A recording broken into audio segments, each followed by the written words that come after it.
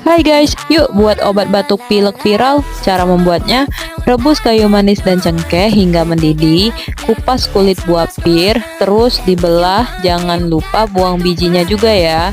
Jika rebusan kayu manis dan cengkeh sudah mendidih, ambil kayu manis dan cengkehnya.